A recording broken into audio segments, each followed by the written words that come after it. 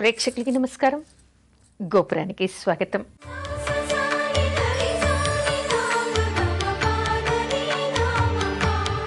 పుష్యమాస విశేషం ఏమిటి? పుష్యమాసం అంటే ఈ మాసంలోని పౌర్ణిమ రోజు చంద్రుడు పుష్యమీ నక్షత్రంలో ఉంటాడు కాబట్టి ఈ మాసానికి పుష్యమాసం అనేటువంటి పేరు వచ్చింది. అయితే ఈ మాసంలో ఎలాంటి శుభకార్యాలు చేయకూడదని, కేవలం ఆధ్యాత్మికమైనటువంటి పనులు మాత్రమే చేయాలని చెప్తారు.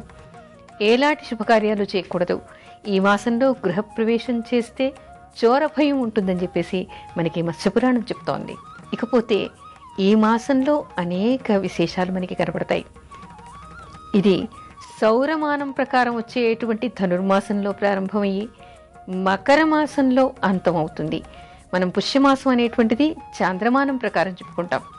ఈ చాంద్రమానం ప్రకారం ప్రారంభమయ్యేటువంటి పుష్యమాసం ధనుర్మాసం అంటే సౌరమానంగా చెప్పుకునేటువంటి ధనుర్మాసంలో ప్రారంభమై మకర మాసంలో అంతమవుతుంది. మరో విశేషం ఏమిటంటే మనం మాఘస్నానాలని చేస్తూ ఉంటాం. ఈ మాఘస్నానాలన్నీ కూడా మనకి పుష్యమాసంలోనే ప్రారంభించాలని పురాణాలన్నీ చెప్తూ ఉన్నాయి. ఆ తర్వాత పుష్యమాసంలో పూసంత పొద్దు నిలుస్తుంది అనే మాట చెప్తారు.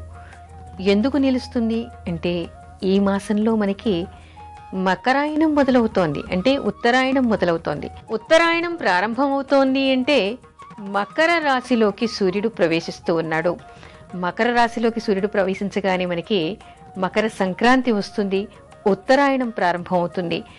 ఎప్పుడు ఉత్తరాయణం ప్రారంభమవుతుందో అప్పుడు సూర్యుడు ఆరోహణ గతిలో ఉంటాడు, ఉచ్చరాశికి దగ్గరగా వెడుతూ ఉంటాడు. ఇక్కడేమిటి, ఇక్కడి నుంచి సూర్య రశ్మిలో తీవ్రత, తీక్షణత పెరుగుతుంది. అంటే మనకి దక్షిణాయనంలో ఏమిటి, సూర్యుడి కిరణాల్లో మనకి తీక్షణత తగ్గింది, వేడి తగ్గింది. మనమంతా కూడా చలిని అనుభవించాము, చాలా రోగాల బారిన పడ్డాము. ఆ తర్వాత మనకి యమకోరల బాధలు కూడా మనం పడి ఉన్నాం ఇన్ని రోజులు. ఇప్పుడేమిటి, ఇక్కడి నుంచి మనకి సూర్యరశ్మిలో తీక్షణ పెరగటం వల్ల మనకి పుణ్యకార్యాలకి, శుభకార్యాలకి అనువైనటువంటి కాలం మొదలైందని చెప్పుకుంటూ ఉంటాం. ఆ తర్వాత సూర్యరశ్మి ఎప్పుడైతే పెరుగుతుందో, సూర్యునిలో తీక్ష్ణత ఎప్పుడు పెరుగుతుందో, మకరంలోకి ఎప్పుడైతే సూర్యుడు ప్రవేశిస్తాడో అప్పటి నుంచి పగటి కాలం కొద్ది కొద్దిగా పెరుగుతూ వస్తూ ఉంటుంది. అందుకని పూసంత పొద్దు నిలుస్తుంది అనే మాట చెప్తారు. ఈ మాసంలో మనకి మకర సంక్రాంతి ఉంది. ఆ తర్వాత గోదా కళ్యాణం కూడా మనం భోగి పండుగ రోజు చేసుకుంటాం. అంతేకాదు రైవత మన్వాదికి కూడా ఒక విశేషం ఉంది. ఈ మాసంలో వచ్చేటువంటి శుక్ల ఏకాదశి రోజు కూడా చాలా విశేషంగా చెప్పుకుంటాం. అంతేకాదు ఇక్కడ మనకి మరో విశేషం ఏమిటంటే పశువులకి, రైతులకి అందరికీ కూడా విశ్రాంతి సమయం. పంటలన్నీ ఇంటికి వచ్చేస్తాయి. హాయిగా విశ్రాంతిగా కూర్చుని ఎవరు, రైతులంతా కూడా విశ్రాంతిగా కూర్చుంటారు. ఇన్ని రోజులు శ్రమించి పంటని ఇంటికి తీసుకొచ్చారు. పశువులకి పని లేదు, రైతులకి పని లేదు. హాయిగా విశ్రాంతి తీసుకుంటూ ప్రకృతి ఆరాధన చేస్తూ విశ్రమిస్తూ ఉంటారు. పండగ సంబరాల్ని చేసుకుంటూ ఉంటారు. అంతేకాదు మరో విశేషం ఏమిటంటే ఈ మాసంలో నువ్వులకి అత్యంత ప్రాధాన్యత ఉంది. అంతేకాదు ఈ మాసంలో వచ్చేటువంటి అష్టమికి కూడా అత్యంత విశేషం ఉందని చెప్తారు. ఈ పుష్యమాసంలో వచ్చేటువంటి ఆదివారాలన్నీ కూడా ప్రత్యేకమైనవిగా చెప్తారు. సూర్యారాధన చెయ్యాలంటారు, సూర్యవ్రతం చెయ్యాలి అంటారు. అంటే ఈ మాసంలో 4 వచ్చినా 5 వచ్చిన ప్రతి ఆదివారం కూడా పుష్య ఆదివారం అంటారు. పుష్య ఆదివారం వ్రతంగా చేస్తారు, సూర్యవ్రతం చేస్తారు. ఈ మాసంలో వచ్చేటువంటి ఆదివారాలు సూర్యవ్రతం చేయటం వలన సకల రోగ నివారణ జరుగుతుందని, ఎలాంటి రోగమైనా కూడా హరింపగలుగుతుందని చెప్పేసి చెప్తారు. అందుకని ఇప్పుడు ఈ వ్రతం చెయ్యాలి అనేటువంటి విశేషం చెప్తారు. అయితే పుష్యమాసంలో మనకి శుభకార్యాలు లేవు, వ్యవసాయ పనులు లేవు. కేవలం ఆధ్యాత్మిక చింతన చేస్తూ హాయిగా పర్వదినాల్ని మనం సంబరంగా గడుపుకునేటువంటి శుభమాసంగా మనం చెప్పుకోవచ్చు. అయితే శుభకార్యాలు లేనప్పటికీ కూడా ప్రతిరోజు ఒక పర్వటి రోజుగా, పుణ్యకాలంగా, పూజలకి, ఆధ్యాత్మిక చింతనకి అనువైన కాలంగా ఈ పుష్యమాసాన్ని చెప్తారు. ఏ రోజు చేసిన పూజల వల్ల 1,00,000 రెట్ల ఫలితం వస్తుంది. ఇదేం ప్రశ్న, ఇది ఎప్పుడు జరుగుతుంది అనేటువంటి సందేహాలు చాలామందికి రావచ్చు. మనకి మామూలుగా ఏమిటంటే ఏదైనా ఒక పూజ కానీ, ఒక హోమం కానీ, ఒక వ్రతం కానీ, ఒక దానం కానీ, ఒక జపం కానీ ఏదైనా చేస్తే దానికి తగినటువంటి ఫలితాన్ని మాత్రమే మనం పొందుతాం. కానీ దానికంటే 10 రెట్ల ఫలితాన్ని పొందేటువంటిది పర్వటి రోజుల్లో చేస్తే, అంటే మాస సంక్రాంతి, మాస శివరాత్రి, ఏకాదశి ఇలాంటి పర్వటి రోజుల్లో చెయ్యాలి అంటారు.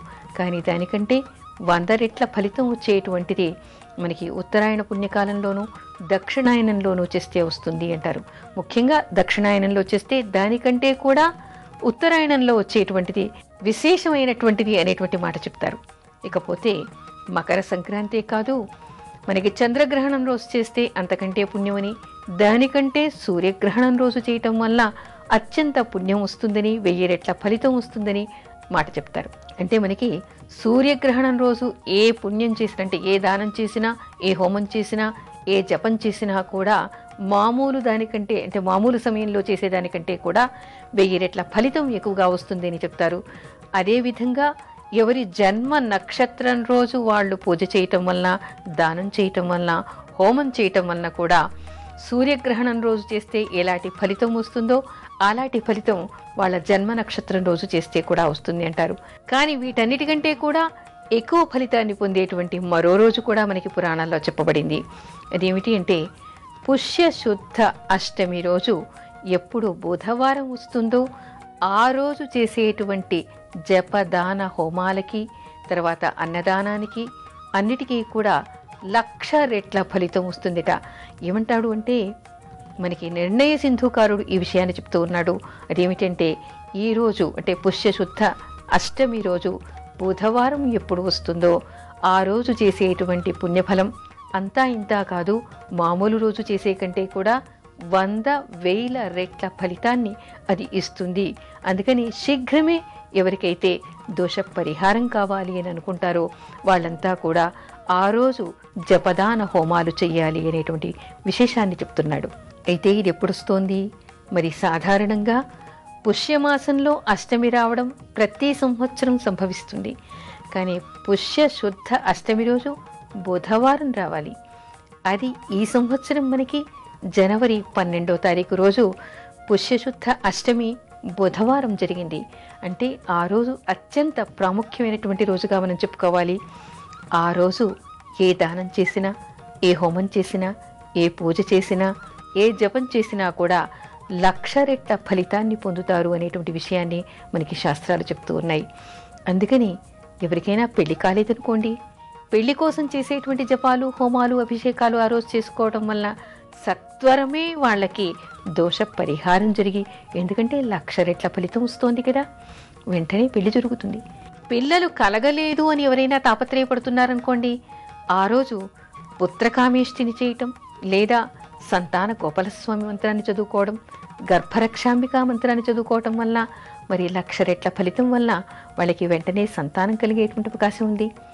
మరి రోగంతో ఎవరైనా తీవ్రమైనటువంటి బాధపడుతున్నారనుకోండి, వాళ్ళంతా కూడా ఆయా రోగాలకి నిర్దేశించినటువంటి మంత్రాల్ని ఆ రోజు జపించుకోవటం వల్ల, దానికి చేయవలసినటువంటి దానాలు, హోమాలు చేయటం వల్ల సత్వరమే రోగ నివారణ జరుగుతుంది అని మనం చెప్పుకోవచ్చు. అంతేకాదు కొంతమంది రుణ బాధలు పడుతూ ఉంటారు, అనేక అప్పులతో బాధపడుతూ ఉంటారు. ఏం చేసినా ఈ అప్పు నాకు తీరటం లేదు అనేటువంటి బాధపడుతూ ఉంటారు. మరి వాళ్ళంతా ఏం చేయాలి? ఆ రుణ విమోచన స్తోత్రాన్ని చదువుకోవడం, రుణం కోసం చేసేటువంటి ఏ ఏ పూజలు ఉన్నాయో ఆ పూజలన్నీ కూడా వాళ్ళు చేయటం వలన, ఆ దానాలు చేయటం వలన, దానికి శాంతి చేయటం వలన వాళ్ళకేమిటి ఆ రుణ విమోచనం వెంటనే కలుగుతుంది. అలాంటి అనుగ్రహం భగవంతుడి వల్ల వీళ్ళకి వస్తుంది అనేటువంటి విషయాన్ని మనం చెప్పుకోవచ్చు. అంటే ఇక్కడ మనం చెప్పుకునేటువంటి విషయం ఏమిటి? ఈరోజు ఎంత అత్యంత ప్రాధాన్యమైనటువంటిది, ప్రముఖమైనటువంటిది. ఎవరికైనా ఏదైనా ఫలితాన్ని సత్వరమే పొందాలి అని అనుకునేటువంటి వాళ్ళంతా కూడా ఈరోజు, అంటే మనం ముందుగానే చెప్పుకుంటూ ఉన్నాం, 12వ తారీఖు అంటే ఈవేళ 5వ తారీఖే మనం చెప్పుకుంటూ ఉన్నాం. అంటే వారం రోజుల ముందుగా చెప్పుకుంటాం. కాబట్టి ఎవరైనా ముందుగానే ప్లాన్ చేసుకుని వాళ్ళకి ఏ ఏ సమస్యలు ఉన్నాయో, అంటే కేవలం పిల్లలు పుట్టకపోవడం, పెళ్లి కాకపోవడం, రుణాలు ఉండటం, అప్పులే కాదు, ఇంకా ఎలాంటి బాధలు ఉన్నా ఆయా బాధలకి, ఆయా రోగాలకి, ఆయా అవస్థలకి ఎలాంటి పరిహారాలు చెప్పబడ్డాయో అవన్నీ కూడా ఈరోజు పరిహారం చేసుకోవటం వల్ల వాళ్ళకి సత్వరమే ఫలితం వస్తుందని, 1,00,000 రెట్ల ఫలితాన్ని వాళ్ళు శీఘ్రమే పొందేటువంటి అవకాశం ఉందని పురాణాలు చెప్తున్నాయి. కాబట్టి ఈరోజు అందరూ కూడా దాన్ని వినియోగించుకొని, అంటే ఈ జనవరి 12వ తారీఖు రోజు అందరూ కూడా వాళ్ళకి కావలసినటువంటివన్నీ కూడా నెరవేర్చుకోవడం కోసం, కావలసినటువంటి శాంతులన్నీ చేసుకోవడానికి అనుకూలమైనటువంటి దినంగా మనం చెప్పుకోవచ్చు.